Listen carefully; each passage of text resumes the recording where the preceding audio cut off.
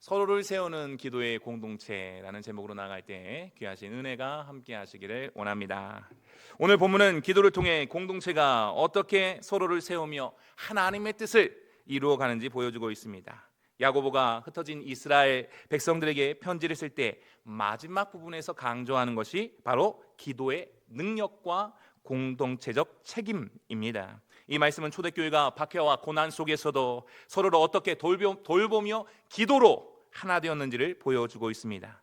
우리 또한 이 말씀을 통해 기도로 하나 되는 교회, 서로를 돌보는 공동체의 모습을 더욱 회복할 수 있기를 간절히 소망합니다. 첫 번째입니다. 한번 읽어보겠습니다. 시작. 모든 순간에 하나님께 먼저 나아가라. 한 번 더 읽겠습니다. 시작. 모든 순간에 하나님께 먼저 나아가라. 13절 말씀 읽겠습니다. 시작. 너희 중에 고난당하는 자가 있느냐? 기도할 것이요 즐거워하는 자가 있느냐? 그는 찬송할지니라. 아멘. 13절에서 야고보는 우리의 삶의 모든 순간에 하나님께 먼저 반응할 것을 권면하고 있습니다. 하나님께 먼저 반응해야 한다 권면하고 있는 것입니다. 고난당하는 상황과 즐거워하는 상황, 이 두 극단적인 상황을 모두 언급하면서 우리의 첫 번째 반응이 어떠해야 할 것인지에 대해서 확실하게 말씀하고 있는 것입니다. 삶의 모든 순간에 하나님을 첫 자리에 모시고 우리의 첫 반응이 기도가 되기를 말씀하고 계십니다. 아멘. 기도라는 단어는 얼굴을 마주대하다라는 아름다운 의미를 품고 있습니다. 얼굴을 마주대하다. 기도는 단순한 요청이나 의무가 아니라 살아계신 하나님과 얼굴을 마주하는 친밀한 만남이다라는 것입니다. 이것은 우리가 상황보다 환경보다 하나님의 얼굴을 먼저 보는 그러한 태도를 가지라 말씀하심입니다. 상황보다 환경보다 하나님의 얼굴을 먼저 바라보는 영적인 태도, 이것이 우리 믿음의 신앙의 핵심이다라는 것입니다. 육신의 생각은 사망이요 영의 생각은 생명과 평안입니다. 우리의 시선이 상황과 환경에 머물 때 두려움과 불안이 찾아오게 됩니다. 그러나 우리가 하나님의 얼굴을 바라볼 때 평안과 소망이 임하게 되는 것입니다. 아멘. 그 하나님의 얼굴을 바라보는 그 방법이 무엇이라고요? 기도다라는 것입니다. 우리는 어떠합니까? 과연 어떠합니까? 고난 중에 왜 나에게 이런 일이? 라고 묻기보다 주여 이 순간도 주님의 주권 안에 있습니다 라고 무릎 꿇고 계십니까? 기쁜 일이 있을 때 내가 정말 잘했지, 내가 잘했어 라고 자랑하기보다 할렐루야! 주님께서 하셨습니다! 라고 찬양하고 계십니까? 얼마나 많은 경우에 우리는 하나님보다 상황과 환경을 먼저 바라보고 하나님보다 감정에 먼저 반응합니까? 그러나 야고보는 우리에게 진정한 믿음의 세계, 믿음의 자세를 가르쳐주고 있습니다. 그것은 바로 모든 순간에 하나님께 먼저 나아가는 것입니다. 환경과 상황을 보고 나서 내 감정이 먼저, 내 생각이 일어나는 것이 아니라 하나님께 먼저 반응하는 그 기도가 있어야 한다라는 것입니다. 다윗이 골리앗 앞에 섰을 때 얼마나 두렵고 무서웠을까요? 무섭지 않았을까요? 골리앗 앞에 섰을 때 전혀 무서움이 없었을까요? 그는 거인의 크기를 보기보다 하나님의 위대하심을 바라보기로 선택했습니다. 요셉이 예굽의 감옥에 갇혔을 때 그는 절망하기보다 하나님의 임재를 구했습니다. 다니엘이 사자굴에 던져졌을 때 그는 두려워하기보다 변함없이 기도하기를 선택했습니다. 이들의 공통점이 무엇입니까? 모든 상황 속에서 하나님께 먼저 나아갔다 하는 것입니다. 요한복음 16장 33절 말씀에서 예수님이 말씀하십니다. 세상에서 너희가 환난을 당하나 담대하라, 내가 세상을 이기었노라. 그렇습니다. 이 세상에서 우리 믿는 자들은 환난을 당할 것입니다. 우리 아직 환난 덜 당했죠? 그렇죠? 그러나 전 세계적으로 보면 예수를 위하여 환난을 당하는 사람이 많다라는 것이에요. 이러한 우리가 환난을 그러할 것을 성경에서 말씀하고 있습니다. 그러나 우리의 눈이 예수님께 고정될 때 우리는 담대함을 얻게 되는 것입니다. 왜냐하면 우리 주님이 이미 세상을 이기셨기 때문입니다. 할렐루야. 시편 50편 15절 말씀에 환난 날에 나를 부르라 내가 너를 건지리니 내가 나를 영화롭게 하리라. 환난 날에 뭐 하라고요? 부르래요. 부르래. 환난 날에 부르고 싶어요? 안 부르고 싶어요? 육신의 생각은 안 부르고 싶잖아요. 그런데 하나님께서 부르라고 말씀하시는 거예요. 데살로니가전서 5장 16절 18절 말씀에 항상 기뻐하고 쉬지 말고 기도하라 범사에 감사하라 이것이 그리스도 예수 안에서 너희를 향하신 하나님의 뜻이니라 말씀합니다. 우리를 향하신 하나님의 뜻이 뭐하래요? 항상 기뻐하고 쉬지 말고 기도하고 범사에 감사하래요. 환경이 좋으니까 이렇게 하래요? 아니면 환경과 상관없이 이렇게 하래요? 환경과 상관없이 이렇게 하는 거예요. 그게 믿음이라는 것이 그렇다라는 것입니다. 시편 60편 8절 말씀에 백성들아 시시로 그를 의지하고 그의 앞에 마음을 토하라 하나님은 우리의 피난처시로다. 마음을 사람 앞에 토하래요? 하나님 앞에 토하래요? 그 하나님 앞에 토하는 방법이 무엇입니까? 기도하는 거예요. 이 말씀들이 공통적으로 말씀하고 있는 것이 무엇입니까? 모든 상황 속에서 기도로 하나님께 나아가라 하는 것입니다. 기도로 나아가라, 기도를 선택하라 하는 것입니다. 두려운 상황이 펼쳐졌다고 해서 놀랄 만한 상황이 펼쳐졌다고 해서 나 놀랄래, 두려워할래 할 사람은 없어요. 어떨 때 기도할 수가 있습니까? 기도를 선택할 수 있습니까? 훈련이 되어졌을 때 하는 거예요. 훈련이 되어졌을 때 기도를 선택할 수 있는 것입니다. 환경과 상황에 따라 감정으로 먼저 반응하는 것이 아닙니다. 먼저 기도를 선택하시기를 바랍니다. 기도는 감정의 반응이 아니라 하나님께 드리는 믿음의 선택이다라는 것입니다. 내 마음 같아서는 화를 내고 싶어요. 내 마음 같아서 용서하지 않고 말하지 않고 싶어요. 그런데 내 마음, 내 감정에 따라 움직이지 말고 그렇게 하기로 선택하지 말고 무엇을 선택하라고요? 기도를 선택하라 하는 것입니다. 믿음의 선택, 이 기도를 우리 모든 성도님들이 바로 선택하실 수 있기를 바랍니다. 나의 감정이 어떠하든 상황이 어떠하든 먼저 하나님께 모든 것을 가지고 기도로 나아오시기를 원합니다.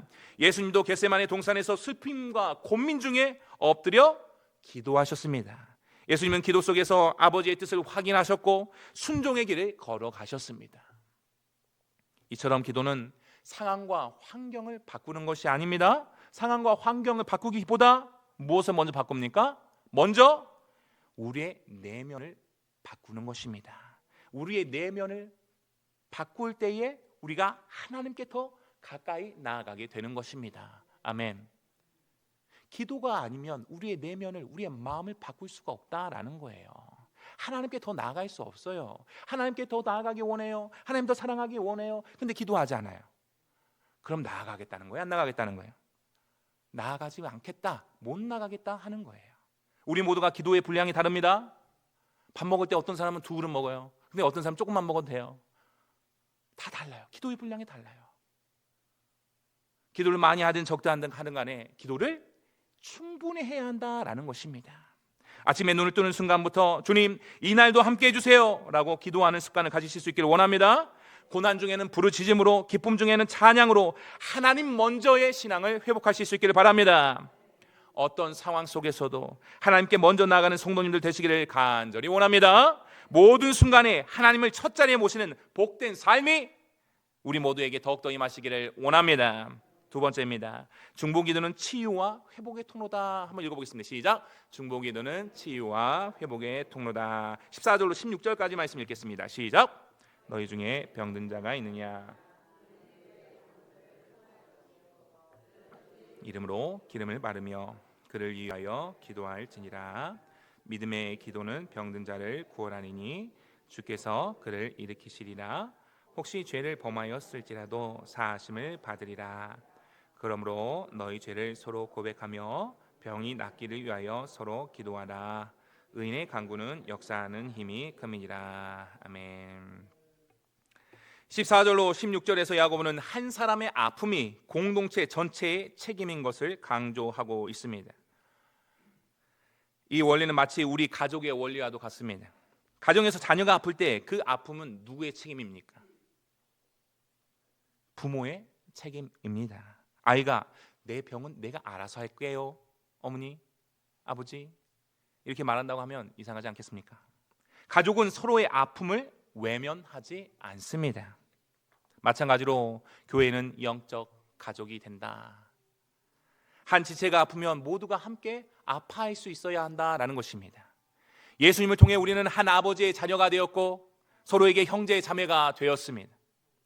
고린도전서 12장 26절 말씀에서 말씀합니다. 한 지체가 고통을 받으면 모든 지체가 함께 고통을 받고라고 말씀하고 있습니다. 이것은 단순한 비유가 아닙니다.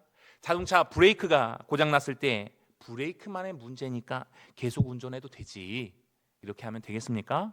이렇게 말할 수가 없습니다.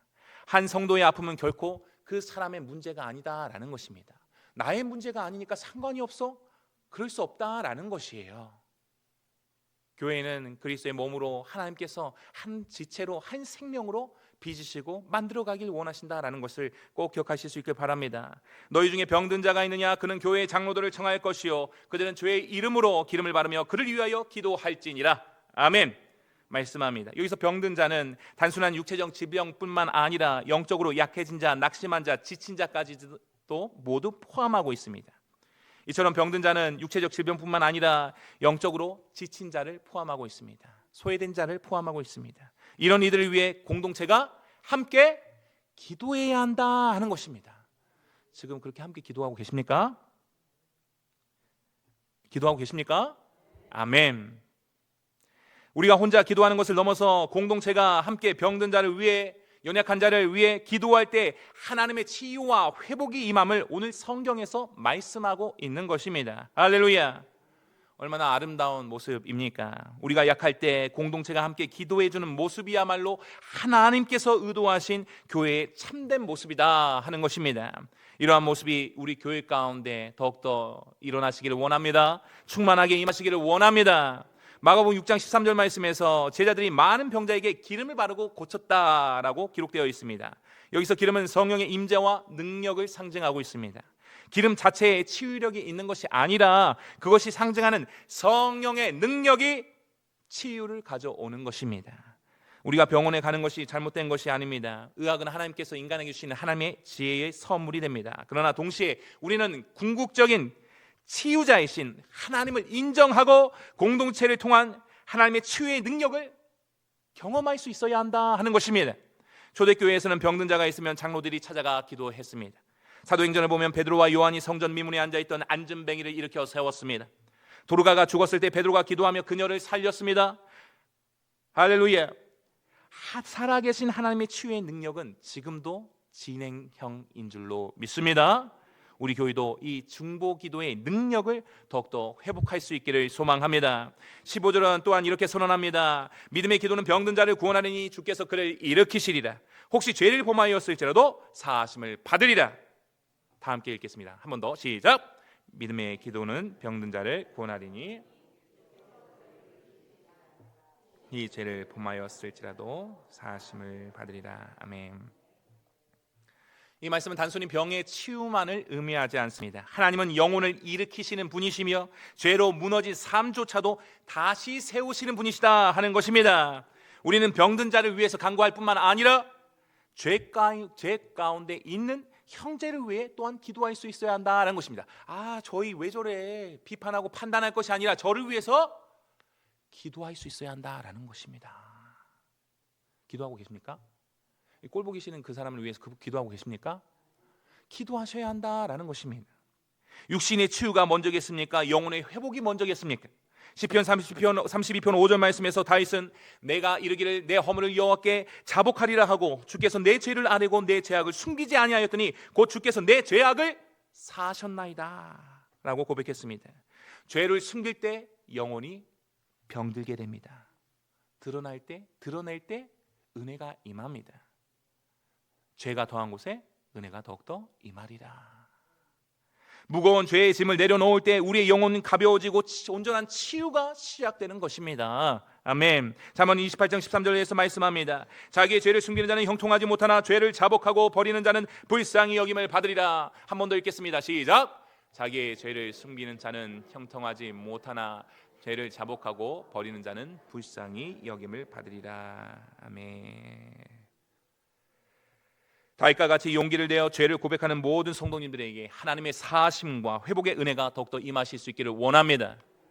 왜 나음을 입지 않을까? 내가 이렇게 간절히 기도했는데 왜 나음을 입지 않았을까? 왜 회복이 일어나지 않을까? 무엇을 놓고 기도해야 돼요? 죄를 놓고 기도하셔야 돼요.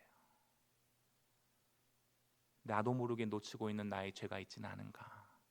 아니면 저의 죄가 있지는 않은가? 그것은 까맣게 잊어버리고서 기도합니다. 왜 하나님께서 이 역사를 이루시지 않습니까? 다른 곳에서 해결법을 찾고 있을 수가 있다라는 것이에요. 자기 자신을 돌아보시고 죄의 문제에 대해서 온전히 하나님께 사함을 받고 회복의 은혜를 누리실 수 있기를 바랍니다. 16절은 한 걸음 더 나아가 우리에게 말합니다. 너희 죄를 서로 고백하며 서로 기도하라. 의인의 간구는 역사하는 힘이 큼이니라. 아멘. 여기서 역사하는 힘에 주목하기를 원합니다. 이것은 능력이 작동하는 모습을 말합니다. 의인의 기도는 단순한 말이 아니라 하나님의 능력이 역동적으로 움직이는 통로가 된다라는 것입니다. 그러니까 하나님의 능력이 무엇을 통해서 이루어진다는 거예요? 기도를 통해서 이루어진다라는 것입니다. 여기서 의인은 자신의 의가 아니라 그리스도의 의로 옷 입은 우리 믿는 자들을 의미하고 있습니다. 누구를 말합니까? 지금 이 자리에 계신 우리 성도님들을 말씀하시는 것입니다. 로마서 3장 22절 말씀에 곧 예수 그리스도를 믿음으로 말미암아 모든 믿는 자에게 미치는 하나님의 은이 차별이 없느니라 말씀과 같이 우리의 공로가 아니라 예수의 보혈이 우리로 의인 되게 하셨고 의인된 우리의 기도에 능력을 부여하는 것입니다. 할렐루야. 그러니까 우리가 의롭다함을 입었으면 의롭다함을 입은 자로서 그의 특권을 온전히 사용할 수 있어야 하는데 그의 특권이 뭐예요? 기도의 능력이다라는 것입니다. 내가 완벽해서가 아닙니다. 우리가 완벽해서가 아닙니다. 우리가 그리스도 안에 있기 때문에 우리의 기도가 힘을 얻게 된다라는 것입니다. 아멘. 의인의 간구는 역사하는 힘이 큼이니라. 왜 그래요? 내 안에 예수 그리스도의 보혈, 예수 생명 때문에 그렇다라는 것입니다. 서로를 위해서 기도할 수 있어야 한다라는 것입니다. 기도해야 하는 것입니다. 그 기도가 병든 자를 구원하며 죄인에게 죄 사함을 얻게 하는 기도가 되게 하는 하나님의 역사하는 힘이 되는 것입니다. 할렐루야. 하나님의 역사하는 힘이 누구의 기도를 통해서 된다고요? 이 자리에 나와 계신 우리 성도님들의 한 분 한 분의 그 기도를 통해서 하나님의 역사하는 힘이 나타나신다라는 것입니다. 할렐루야. 아브라함이 소돔과 고모라를 위해서 중보했습니다. 모세가 이스라엘 백성을 위해 간구했습니다. 에스더가 자기 민족을 위해 금식하며 기도했습니다. 예수님께서 베드로를 위해 내가 너를 위하여 내 믿음이 떨어지지 않기를 기도하였느니. 함께 읽겠습니다. 시작. 내가 너를 위하여 내 믿음이 떨어지지 않기를 기도하였느니 말씀하셨습니다. 또한 바울이 에베소 교회를 위해 너희 마음의 눈을 밝히사 뭐라고요? 한번 읽겠습니다. 시작. 너희 마음의 눈을 밝히사 기도했습니다. 또한 사무엘이 이스라엘을 위해 사무엘상 12장 23절 말씀에서 내가 시작 나는 너희를 위하여 기도하기를 쉬는 죄를 여호와 앞에 결단코 범하지 아니하고 내가 여호와께 기도하기를 쉬는 죄를 결단코 범하지 않겠다고 약속했습니다. 이와 같이 하나님의 백성들이요 모두가 서로를 위해 도곡기도, 중보기도하였습니다. 아멘. 이러한 모든 믿는 자의 기도를 통하여 하나님의 역사가 이루어지고 있는 것입니다. 아멘. 갈라디아서 6장 2절 말씀입니다. 다 함께 읽겠습니다. 시작. 너희가 짐을 서로 지라 그리하여 그리스도의 법을 성취하라 말씀하고 있습니다. 우리가 서로의 짐을 지고 중보하는 서로를 위해 기도하는 공동체가 될 때 하나님의 치유와 회복의 역사하심이 우리 삶 가운데, 가정 가운데, 일터 가운데, 몸된 교회 가운데 더욱더 임하게 될 줄로 믿습니다. 여기서 중요한 게 뭡니까? 너희가 짐을 어떻게 지라고요? 서로 지라는 거예요. 한 사람만 져서도 안 된다는 거예요. 한 사람만 져서 안 되고 서로가 서로의 짐을 지어줄 수 있어야 된다는 거예요. 우리 교회가 그렇게 하고 계십니까? 나의 짐을 누가 들고 계십니까? 나같이 부족하고 연약한 사람 받아주는 분이 계십니까? 받아주는 분 한 사람 없나요? 할렐루야, 할렐루야, 할렐루야, 할렐루야. 은혜 가운데 계신 줄로 믿습니다. 우리가 예수 밖에 있는 자들은 이것을 알지 못합니다. 그러나 예수 안에 있는 자들은 짐을 짐이 복이다 말합니다. 왜요? 나의 수고하고 무거운 모든 짐을 예수님께서 먼저 지고 계시고 지금도 지어주고 계시기 때문이다라는 것이에요. 우리가 예수님을 바라볼 때 믿음의 주요 온전하시는 예수님을 바라볼 때 우리가 무거울 것 같은 저 짐을 내가 들어야 하나 그 마음이 앞서기도 하지만 다시 한 번 더 그래, 예수님이 나와 함께 하시니 짐을 질 수 있지, 내가 받아줄 수 있지, 손잡아줄 수 있지 하면서 함께 일어서게 되는 줄로 믿습니다. 그리하여 그리스도의 법을 성취하라 말씀하고 있는 거예요. 그러니까 그리스도의 법, 하나님의 법을 성취하는 것, 이루는 것은 어떻게 해요? 서로가 서로의 짐을 지는 데 있다라는 거예요. 나는 짐 들기 싫어, 너나 지러라. 나는 싫어, 너나 지어라. 이것은 그리스도의 법을 성취하는 삶이 될 수 없으므로 그의 결국은 어때요? 믿음의 결국은 성경에서 영혼의 구원이라 말씀합니다. 영혼의 구원에 이르지 못한다라는 거예요. 짐을 지어줄 수 있어야 된다는 거예요. 다른 사람을 품어줄 수 있고 안아줄 수 있어야 되고, 무엇보다 오늘 말씀에 근거하여 기도해 줄 수 있어야 한다라는 거예요. 그럴 때 우리가 하나님의 백성으로 하나님의 법을 성취하는, 그리스도의 법을 성취하는 삶을 살아 예배하신 저 영원한 나라, 의의 면류관, 생명의 면류관, 하나님께서 우리를 위해서 예비하신 그 상급을 받아 누리는데 부족함이 없는 주의 백성, 주의 자녀가 된다라는 것입니다. 이것을 꼭 기억하실 수 있길 바랍니다. 서로가 서로의 짐을 지고 중보기도로 치료의 통로가 되실 수 있기를 바랍니다. 희한하게 그런 적이 있어요. 어떤 사모님이 그렇게 얘기하시는 거예요. 나를 위해서 기도하는 내 응답은 없는데 다른 사람을 위해서 기도할 때마다 다 응답이 되는 거예요. 하나님 저 억울해요. 이런 경우가 있다는 거예요. 그냥 하나님의 법이 그런 걸 어떻게 하겠어요? 하나님의 원리가 그런 걸 어떻게 하겠습니까? 우리 이 자리에 나온 성도님들이 서로의 짐을 짐으로, 서로를 위하여 기도함으로 하나님의 온전한 치유의 통로가, 하나님의 역사를 이루는 하나님의 주의 거룩한 자녀여 충성스러운 일꾼 되실 수 있기를 바랍니다. 우리 성도님의 기도가 하늘문을 열고 하나님의 능력을 이 땅에 실현하는 도구가 되는 것을 분명하게 믿으시기를 원합니다. 세 번째입니다. 한번 읽어보겠습니다. 시작. 간절한 기도는 하나님의 역사를 여는 여시다. 17절로 20절까지 말씀 읽겠습니다. 시작. 엘리야는 우리와 성정이 같은 사람이로되 3년 6개월 동안 땅에 비가 오지 아니하고 다시 기도하니 하늘이 비를 주고 땅이 열매를 맺었느니라. 내 형제들아, 너희 중에 미혹되어 진리를 떠난 자를 누가 돌아서게 하면 너희가 알 것은 죄인을 미혹된 길에서 돌아서게 하는 자가 그의 영혼을 사망에서 구원할 것이며 허다한 죄를 덮을 것임이라. 아멘. 야고보는 엘리야를 예를 들어서 간절한 기도의 능력을 보여주고 있습니다. 성정이 같은 사람이라고 표현하고 있습니다. 엘리야는 초인적인 존재가 아니라 우리와 같은 감정과 연약함을 가진 사람이었음을 강조하고 있는 것입니다. 엘리야 역시 우리와 같은 연약한 사람이었지만 어떤 기도요? 간절한 기도를 통해서 하나님의 역사를 경험했다 하는 것입니다. 이것이 우리에게 위로가 되는 줄로 믿습니다. 위대한 능력의 사람 엘리야도 우리처럼 두려움과 낙담, 실패의 경험을 했다는 것을 분명하게 기억하시길 바랍니다. 열왕기상 19장에서 그는 이세벨을 두려워하여 도망치기도 했고 광야에서 죽기를 구하며 절망하기도 했습니다. 그러나 그는 기도를 선택할 줄 아는 사람이었고 기도하는 사람이었습니다. 그가 기도했을 때 3년 6개월 동안 비가 내리지 않았고 다시 기도했을 때 하늘문이 열려 비가 내렸습니다. 열왕기상 18장 42절의 말씀에 보면 엘리야가 갈멜산 꼭대기에서 땅에 꿇어 엎드려 간절히 기도하는 장면이 나오고 있습니다. 한번 읽어보도록 하겠습니다. 시작. 엘리야가 갈멜산 꼭대기로 올라가서 땅에 꿇어 엎드려 그의 얼굴을 무릎 사이에 넣고.